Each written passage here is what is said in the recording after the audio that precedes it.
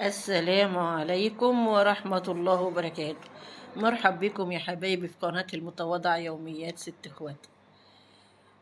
سلسلة بقى النواشف اللي بنعملوها في الصيف عشان الدنيا حر، ولو بنخرجهم بقى يعني بعد الظهر كده نروحوا البحر ولا حاجة، أو عيالك رايحين في حتة يعني بتفسحهم، فلو عملت لهم بقى سندوتشات من دي أو عيش بلحمة يعني زي ده كده، هيبقى أوفر بكتير لما تعملوها لهم في البيت.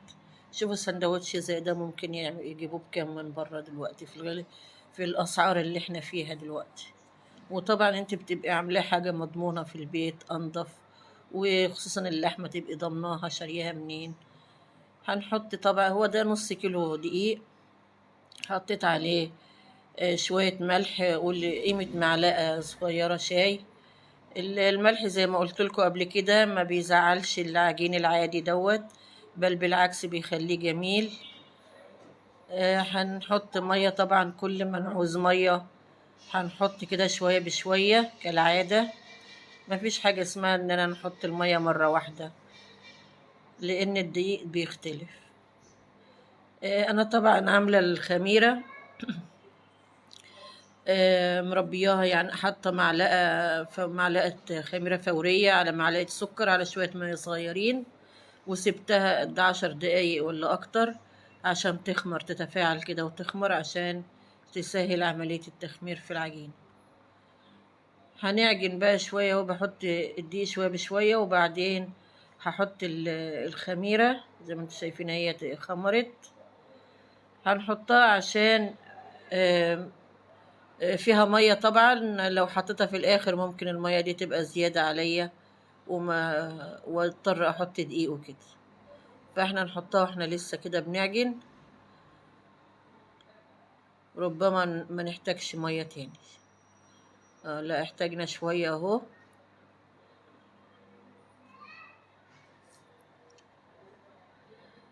انا هخليها يعني ايه، دايما بخليها يعني مش طرية قوي ولا ناشفة قوي عشان اعرف اتحكم فيها ما تتقطعش مني وانا بنخبزها. خبزت عجنتها اهيت، بس ما شاء الله اهو طرية وناعمة وجميلة اهي. هسيبها بقى تخمر كده هي، ووقتها بقى ممكن نص ساعة ممكن ساعة. هغطيها واركنها على جنب. في الوقت ده بقى انا خرطت البصل، يعني الحاجات بتاعت الحشو. دي جزراية مبشورة هي بشرتها، لو انت عندك كبة اعمليها في الكبة تبقى انعم. اما بالنسبة للبصل لازم يبقى بالسكينة، حتى لو عندك كبة او مبشرة لا، هو لازم بالسكينة، وتكون تخريط رفيع قوي زي كده اهو، لازم بالسكينة. جبت قرن فلفل وطماطمتين حبة خرطهم بعدين لما وانا بنعمل عشان ما ينزلوش ميتهم يعني. هناخد البصل ده بقى وهنحط عليه شوية ملح، الحدوقية اللي أنا عايزاها يعني، اللي هي بتاعت الخلطة كلها.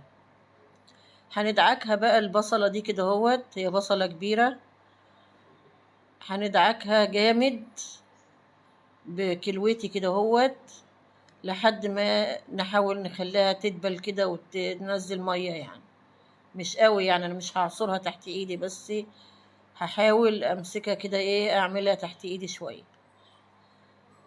شربت الملح بقى وهنسيبها شوية زي نص ساعة لحد ما تدبل كده مع نفسها، وبعدين هقلب معاها الجزر،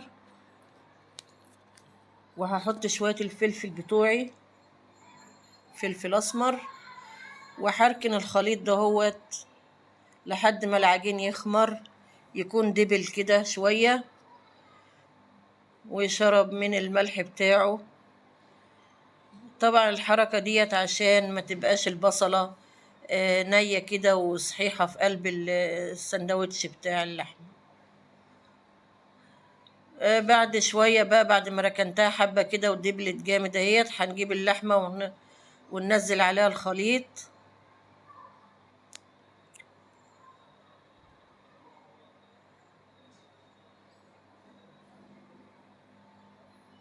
هنخلط بقى اللحمة، احنا مش هنحط حاجة دلوقتي لان انا حاطة الفلفل الاسمر وحاطة الملح. هنعمل بقى الخليط دوت كأني بنعجن عجينة بالظبط، هنمسكها كده ايه، نعجنها كأن بنعجن عجين دقيق. نجيبها من تحت لفوق كده ونقعد نقلب نعجن فيها كده لحد ما نخليها عجينة متماسكة كده في بعضها.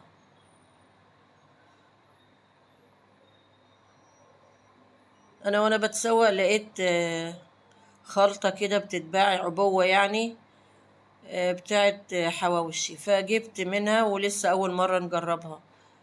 فبعد ما نعجنها جامد كده ونتأكد ان هي اتخلطت جامد زي العجين بالظبط،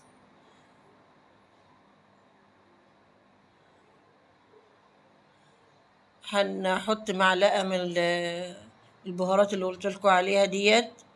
هي مجموعة بهارات، بصل على خضرة على فلفل أسمر على حاجات كده شوية، وجوزة الطيب على حاجات، يعني مجموعة بهارات في بعضها كده. بس بصراحة خلت طعم الأكل حلو يعني. هنقلبها جامد كده برضو، وركنتها كده. شوف البتاع الخليط بقى عامل ازاي، متماسك، مش باين لا لحمة ولا جزر، كله معمول في بعضه. هركنها بقى في التلاجة لغاية ما نيجي نعمل. انا قطعت العجينة اهوت قطع صغيرة، يعني في حجم البيضة الكبيرة كده او السفندية الصغيرة. بس عشان طبعا عشان هنعمل حاجات صغيرة، يعني انا عايزاها كده ايه، ما نقطعهاش وناكلوها كده زي السندوتش، حتة صغيرة كده تتمسك في الايد على مرة واحدة. هنسيب العجينة تستريح طبعا قد ربع ساعة كده، او حسب يعني ما تشوفي ان هي لازم تستريح يعني. هنفردها بقى كده. هو طبعا انا كنت دهنه الصينيه زيت اللي انا مقطعه عليها، فعشان كده انا مش هندهن الرخامه زيت ولا حاجه، هي كل حته عجينه بتيجي بالزيت تحت منها يعني، فمش محتاجه ندهن الرخامه زيت. بعد ما فردتها كده، ما فردتهاش جامد، انا فردتها دوب نص فرده كده. حطيت اللحمه اهوت. وممكن تعملي انك تجيبي حاجة يعني كوباية صغيرة أو فنجان أو كده، وتقسمي اللحمة بالتساوي عشان تقسميها على عدد العجين اللي عندك، وده بيبقى أفضل يعني.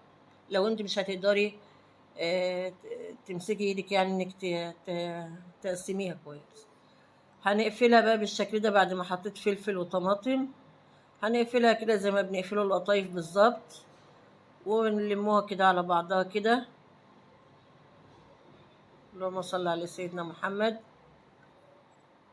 بتبقى جميلة أوي وطعمها حلو خالص ولذيذة. طبعا شوفي سندوتش زي دوت لو انت طلعتي برا تجيبيه هيكلفكوا قد ايه. وده طبعا أغلبية الخروجات بتاعتنا الواحد بيتضايق طبعا من حكاية الأكل اللي برا ده، انك تكلفي وتجيبي أكل غالي يعني.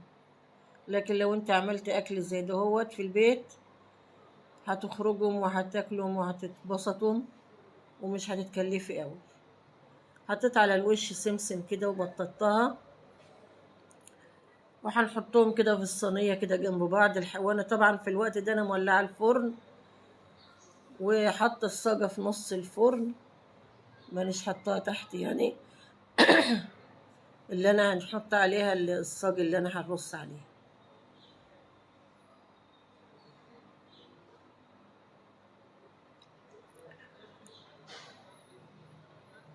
شوف اللحمة تحسيها ان هي كلها لحمة، مفيش بصل ولا فيه جزر. لو عندك خضرة، بس انا ما حطيتش خضرة، بتاع ديت كزبرة تخرطي عليها بتبقى حلوة، بس أنا ما كانش فيه متاح عندي، فأنا اكتفيت بالحاجات دي بس. هتقفليها بقى كده، وبعدين نقلبها على وشها. من قبل ما بططها أحط شوية سمسم، عشان وأنا ببططها السمسم يغرس جواها كده، ما يقعش في الخبيز. أبطط بقى كده فالسمسم بينغرس جواها، جوا العجينة. واحطها بقى كده، هرصها. حطيتها في الفرن بقى حطيتها شوية من تحت، وبعدين حطيتها على الشبكة من فوق. بقت بالشكل اللي انتوا شايفينه، لسه مطلعاها اهي سخنة. بسم الله ما شاء الله، اتحمرت من تحت ومن فوق. انا كنت دهنة الصينية زيت، شوية زيت كده عشان ما تلزقش. اهي الصينية التانية اهي، حطيتها بقى في الطبق كده وغطيتها عشان لو الوش ناشف يعني بيبقى متحمر كده ناشف يضطر العرق بيطريه. اه، نغطيها كده شوية وبعدين نكشفها، هنلاقيها بقت طرية وجميلة.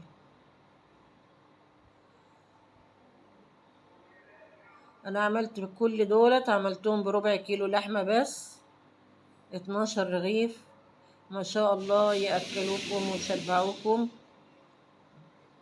طبعا تحطي جنبه ممكن جرجير، ممكن طماطم اي خضار يعني، خيار، اي حاجة خضرة كده، وبطاطس محمرة وكده، بيبقى أكلة جميلة خالص وعشوة زي الفل. حاجة بسم الله ما شاء الله. ولو عايزة تكتري أكتر من كده في الحشو يعني، وتحطي جبنة وتحطي جزر أكتر وتحطي بصل أكتر، هيبقى جميلة خالص ما شاء الله. وانا كلت رغيف طبعا للي هيعد. السلام عليكم.